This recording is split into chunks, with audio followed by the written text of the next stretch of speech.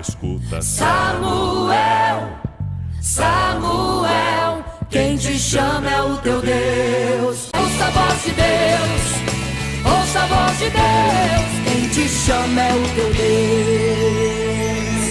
A paz do Senhor Jesus. Tudo bem? Estamos aqui para mais um momento de reflexão bíblica no primeiro livro de Samuel.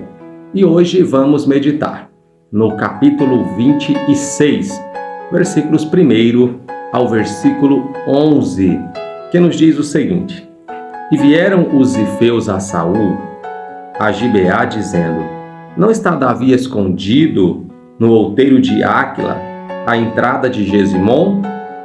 Então Saul se levantou e desceu ao deserto de Zife, e com ele 3.000 homens escolhidos de Israel a buscar a Davi no deserto de Zife. E acampou-se Saul no outeiro de Áquila, que está à entrada de Gesimom, junto ao caminho. Porém Davi ficou no deserto, e viu que Saul vinha após ele ao deserto. Pois Davi enviou espias e soube que Saul vinha de certo. E Davi se levantou e veio ao lugar onde Saul se tinha acampado. Viu Davi o lugar onde se tinha deixado Saul e Abner, filho de Ner, chefe do seu exército. E Saul estava deitado dentro do lugar dos carros, e o povo estava acampado ao redor dele. E respondeu Davi e falou a Aimeleque o Eteu e a Abisai, filho de Zeruia, irmão de Joabe, dizendo: Quem descerá comigo a Saul ao arraial? E disse Abisai: Eu descerei contigo. Vieram, pois, Davi e Abisai de noite ao povo, e eis que Saul estava deitado, dormindo dentro do lugar dos carros, e a sua lança estava pregada na terra, e a sua cabeceira, e Abner e o povo estavam deitados ao redor dele. Então disse Abisai a Davi: Deus te entregou hoje nas suas mãos o teu inimigo. Deixa-mo, pois, agora encravar com a lança de uma vez na terra, e não o ferirei segunda vez. E disse Davi a Abisai: Nenhum dano lhe faças, porque quem estendeu a mão contra o ungido do Senhor e ficou inocente? Disse mais Davi: Vive o Senhor, que o Senhor o ferirá, ou o seu dia chegará em que morra, ou descerá para a batalha e perecerá. O Senhor me guarde de que eu estenda a mão contra o ungido do Senhor. Agora, pois, toma lá a lança que está à sua cabeceira e a bilha da água, e vamos-nos. Amém? Meus queridos, nós chegamos ao capítulo 26. Estamos nos aproximando do encerramento desse primeiro livro de Samuel, e hoje nós vamos ver que, mais uma vez, Davi tem a oportunidade de se vingar do seu inimigo, trazendo destruição, sobre a sua vida. Mas nós aprendemos tanto com Davi, que era um homem separado por Deus, ungido para ser rei sobre o povo de Israel, pois mesmo apesar de ter as oportunidades de resolver as coisas com as suas próprias mãos, ele sempre esperava no Senhor aquilo que ele entendia que não deveria ser ele quem deveria resolver. É interessante nós observarmos, e é um tanto intrigante, que Davi, na sua mocidade, ele já é separado por Samuel e ungido para ser rei sobre Israel, enquanto Saul estava no trono. Mas o que nós percebemos aqui é que passa-se uma temporada até que de fato, né, Davi venha a assumir o trono. E nós vemos que enquanto ele não assume o trono, enquanto não acontece, né, a sua posse no trono, ainda que já tenha sido ungido, tenha recebido a unção de Deus para isso, nós vemos que Davi, ele vive uma vida de total confiança no Senhor. Olha que interessante o que ele diz aqui.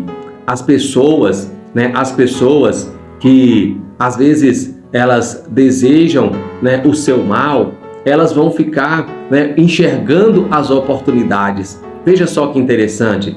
A Bíblia começa nos dizendo, neste capítulo, que os zifeus, eles vêm a Saul e eles entregam ali a localidade de Davi para Saul, e mais uma vez Saul se apressa e sai correndo ali com multidões para buscar a Davi e então, né, se livrar aí daquele que era para ele uma ameaça.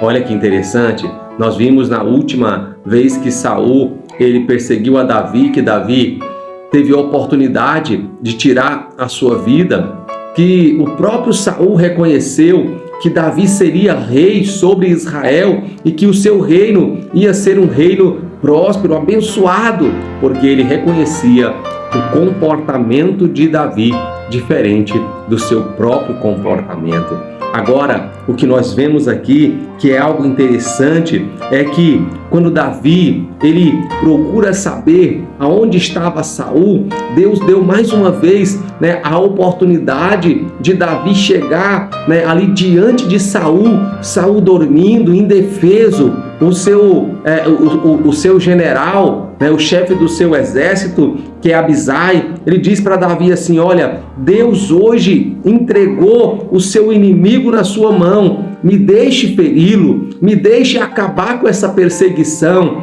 Davi diz para ele assim: não lhe faças mal, não lhe faças dano, porque ninguém já estendeu a sua mão contra um ungido do Senhor e ficou inocente. Ninguém que se levanta contra um ungido de Deus é inocente. Então Davi, ele entendia que se Deus é juiz sobre toda a terra, se Deus tem poder sobre todas as coisas, ele próprio iria com a sua mão resolver aquela situação. Porque Davi não foi lá, né, na casa do Senhor, não foi lá pedir a Deus para que lhe entregasse o trono de Israel, que lhe ungisse rei sobre Israel, mas ao contrário, Deus enviou Samuel na casa de Davi, lá no pasto, onde ele estava cuidando das ovelhas de seu pai, para ungí-lo como rei. Logo, o próprio Deus, quem o chamou, sabia o momento certo de que ele viesse então a assumir o trono e governar o seu povo. Então, Davi diz no versículo 10: vive o Senhor, que o Senhor o ferirá. Uma hipótese. Segunda hipótese: ou o seu dia chegará em que morra. Ou seja, Davi estava dizendo: eu vou esperar até que Deus resolva. Eu vou esperar até que Deus resolva. Ei, você tem agido desta maneira? Ou você tem precipitado? Ou você tem tomado decisões, às vezes, sem esperar o tempo do Senhor? Aqueles soldados de Davi, eles eram assim. Queriam enxergar em cada oportunidade o momento de resolver a situação. Mas Davi enxergava diferente. Ele diz: eu vou esperar no Senhor. Deus vai agir.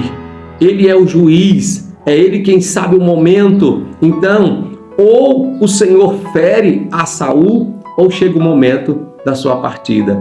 Então, Davi estava consciente de que ele iria assumir o trono, mas ele também sabia que quem tinha que resolver aquela situação era o próprio Deus. E por isso nós aprendemos com Davi que nós temos que confiar no Senhor. E aí, para que Saul veja mais uma vez que Davi tinha um coração diferente do dele, olha o que ele diz: vamos apenas pegar a sua lança e a sua bilha de água, ou a sua vasilha de água, para que ele veja que nós mais uma vez tivemos a oportunidade de nos vingar, mas a vingança não pertence a nós, a vingança pertence ao Senhor.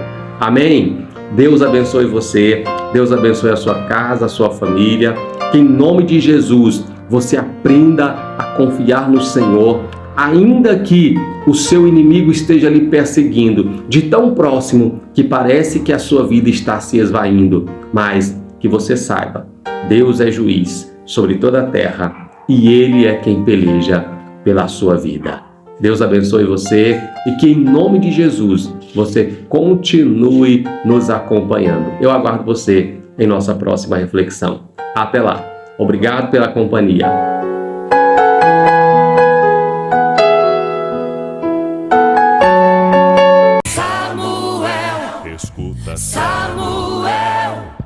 Samuel, quem te chama é o teu Deus. Ouça a voz de Deus, ouça a voz de Deus. Quem te chama é o teu Deus.